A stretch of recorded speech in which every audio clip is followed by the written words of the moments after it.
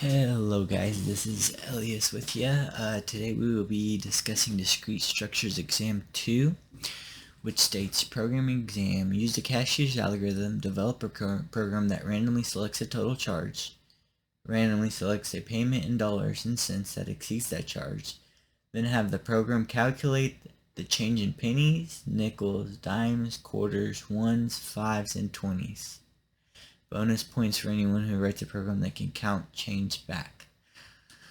So what we have to do is write a program that, as it says, randomly generates a value that will be charged to us, and then a value that we will pay in the amount greater than the value charged, and then the program will have to tell us how much of each change we are getting back. So let's jump right in. As you can see here, I've already started on my program. I imported random to generate those random values that we need. So I started with the amount charged, did a random value from 1 to 20 with a decimal value of 2, so rounded to a decimal value of 2. Then I did an amount given, which is the amount we will pay. This also is rounded, but I did use random.uniform from the amount charged. So from the amount it gives us up here to 50, so as not to pass and go into the $50 bills and $100 bills and so on and so forth. So I also did this one rounded to the 2 decimal places. I did another variable, which is change, which will just simply take the amount charged and the amount given and calculate the difference and give it to us right here in a float value. So I went ahead and tested a print amount charged, print amount given, print change, just to see how we could get this, or what it would give us. But I can later go ahead and take that out, but I wanted to see it just in case something happened. I would be able to tell where the error was. So I went ahead and initiated what was our $20 bill, $10 bill, $5 bill, $1 bill, a quarter, a dime, and nickel and penny. Eventually these will keep the number of how much of each bill or how much of each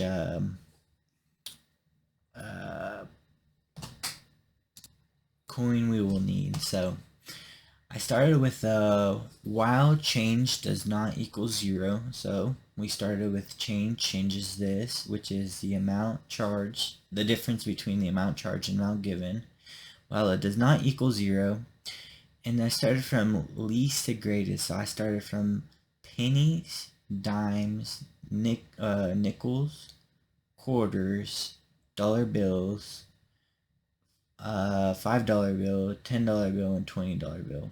So while the change was less than the amount specified in each ELIF, it would calculate a series of a penny would equal to, let's say, change divided by 0.009. I did that because if I do not round each one, it might give us a decimal value of let's say 0.01000001.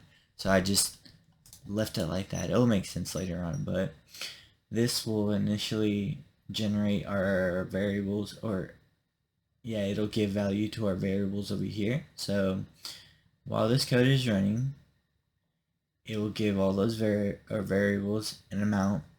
Then we will print each variable so as to see how much of each we had, and then it will print the amount charged was, which I formatted this so you'll understand later when I actually run the code and show you guys, but the amount charged was, and then amount charged is here, the amount the user paid was, and this is the amount given.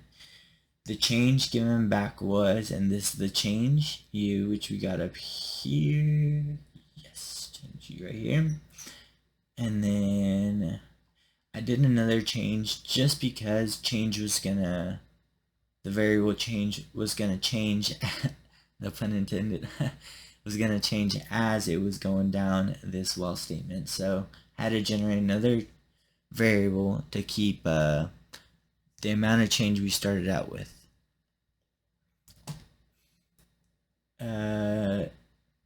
Now is here. The amount of change coming back was change in the amount of, and then here's where I inserted the values that will be generated here. So we'll go ahead and run this, and you can see that I've ran it once, but I'll show you over here. So my first thing that it printed was it printed the amount charged, the amount given, and the change. So the amount charged was $19.66. The amount given was $36.97, and the change that they have to give us back is the amount $17.31. So I'll get out a calculator just to verify that the math is correct. So give me 1 second.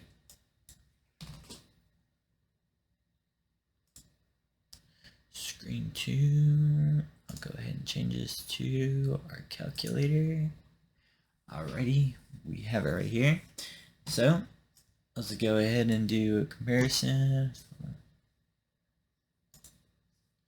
right here. So they charged us $19.66. We'll turn that to negative so we can just right here, so that we can just add the amount we gave, because we owe that amount, meaning that it's a negative.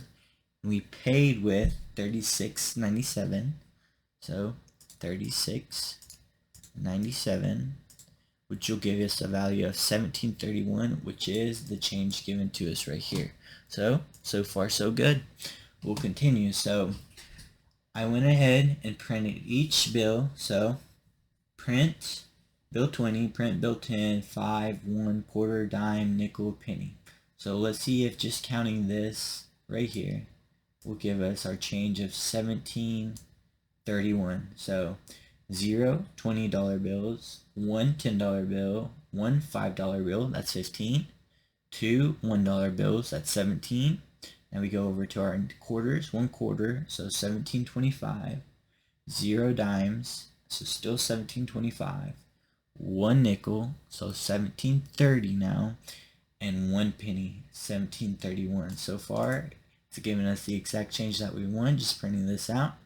And I can read you the statement that I printed out. The amount charged was $19.66. The amount the user paid with was $36.97. The change given back was $17.31 in the amount of 0 $20 bills, 1 $10 bill, 1 $5 bill, 2 $1 bills, 1 quarter, 0 dimes, 1 nickel, and 1 penny.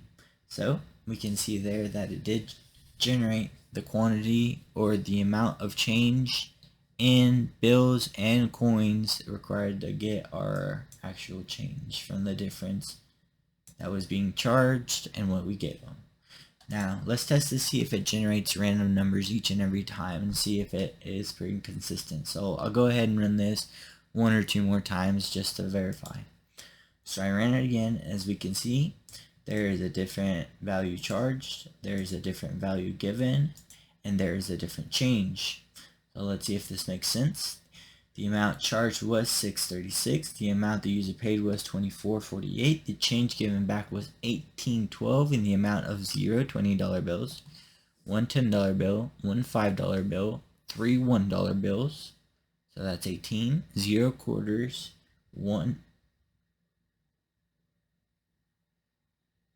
0 quarters, 1 dime, 0 nickels, and 2 pennies, which gives us $18.12. So far so good. We'll run it one more time just to verify. And this time we got charged $1.70. We paid with $30.39, and our change given back was $28.69 in the amount of 1 $20 bill, 1 $5 bill, 3 $1 bill, 2 quarters, 1 dime, 1 nickel, and 4 pennies, giving us $28.69. So it looks like our code is running great. If you have any questions, leave a comment below, but that is all for today. Thank you guys.